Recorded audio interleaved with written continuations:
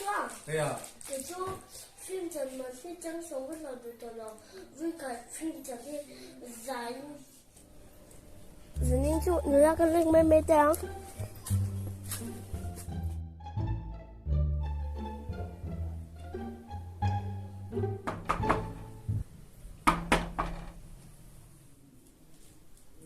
lâu lúc rồi rồi mò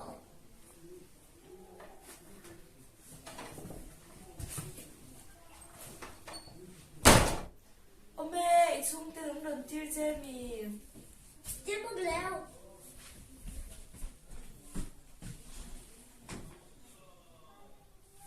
anh nghe lâu thì mình lâu điểm đâu nè mì lầu lên con chúng tôi không nghe rồi với cả anh lên với con để chúng tôi trộn với đến kể về ui nào bông tê tê xí vẫn giặc thì đâu em nắp một cái này rồi vui là mong nghe chị à cái in su in thức cái phải nhìn mấy vẫn tiền một về nha nóng với in tê anh làm tiếng y tí vậy thì chú bị giặc chân đi lên mày mày chứ bị đi làm sự việc tao lâu đi nào bông tê tê ra là thiên quân in lại rồi dùng tê chẳng hổ rồi lại tôi một tê xoạc lâu mì hổ hôn to xóa gì của họ đó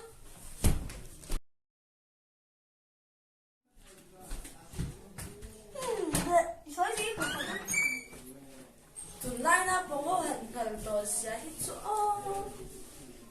à bác ca chưa Đây à?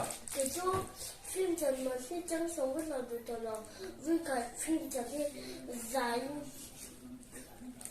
Sao mà được? Bây giờ bắt tấu ổn à, giọt chứ. Cùng ra đến gì khác xảy ra vậy?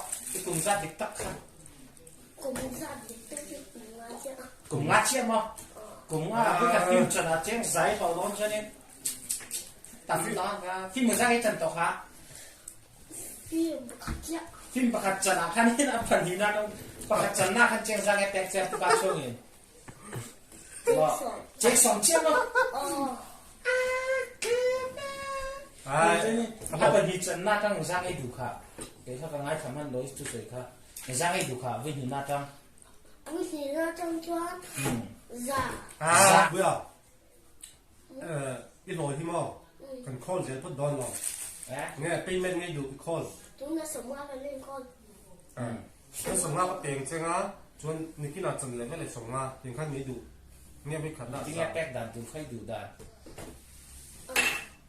Mình tiếp buổi sáng khai thọ đủ ít lọ khai tiếng nghe bẹt chứ sẽ được bốc xuống khai.